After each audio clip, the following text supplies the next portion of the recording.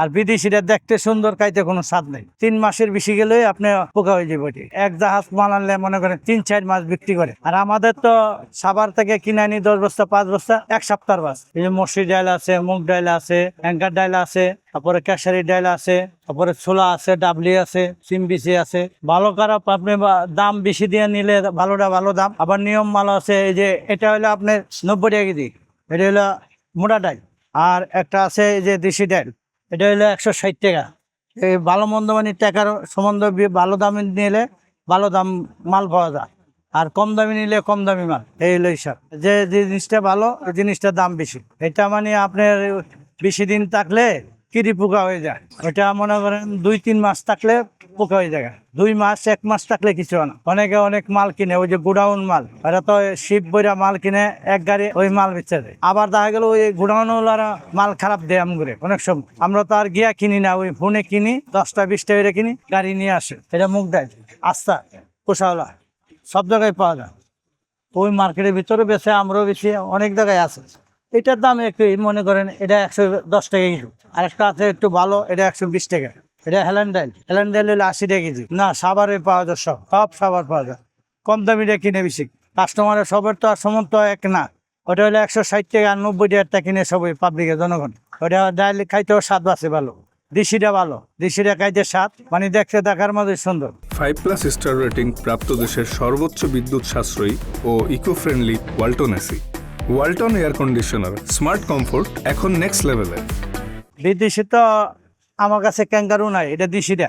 এটা হলো দেশি, এই যে দেশি। হ্যাঁ, স্বাদও ভালো। দেশি ডাল আপনার খাইতে ভালো, দামও ভালো, স্বাদ ভালো। এটা মোটা, এটা মোটা। আপনি দেখবেন কোনটা, আপনি দেশি ডাল কিনলে আপনি চিকন পাইবেন। আর যদি আপনি কম দামি কিনেন তাহলে মোটা। এটা হলো ইন্ডিয়া মোটাটা। ময়লা থাকলে এটা কিনবেন না।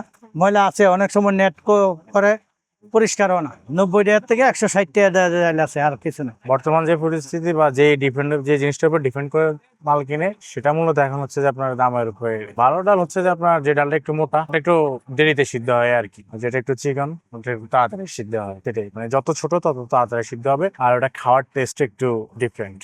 আয় অনুযায়ী এখন হচ্ছে যে সাপোজ 10,000 টাকা দামে বেতনে চাকরি করে, সে হচ্ছে কম দামি ডাউলটাই নিবে। সাপোজ হচ্ছে যে 90 টাকা একটা ডাউল আমাদের কাছে আছে আপনার 90 টাকা, আর একটা ডাউল আছে আপনার আমাদের কাছে 140-50। যে 10,000 টাকা বেতনে চাকরি করে সে 90 টাকা ডালটা চয়েস করবে। যার হচ্ছে মনে করেন না যে সাপোজ 30 বা 40 বা 50 এরকম, বা হচ্ছে তারও বেশি বেতনে চাকরি করে, সে আপনার 140-50 এরকম ডালটাই চুজ করে আর কি। ডাউলে হচ্ছে যে আপনার ফ্রেশ আর মোটা চিকন, এই দুইটা জিনিস। আপনার যারা আয় হচ্ছে যে টাকা ইনকাম কম, সে মোটাটাই কিনে, তবে সবাই বেসিক্যালি ফ্রেশটাই খুঁজে। আর যার টাকা ইনকাম বেশি, সে হচ্ছে যে আপনার, তবে সব ডাউলে সবাই সব ক্ষেত্রে মানে ফ্রেশটা কেনার জন্য চায়।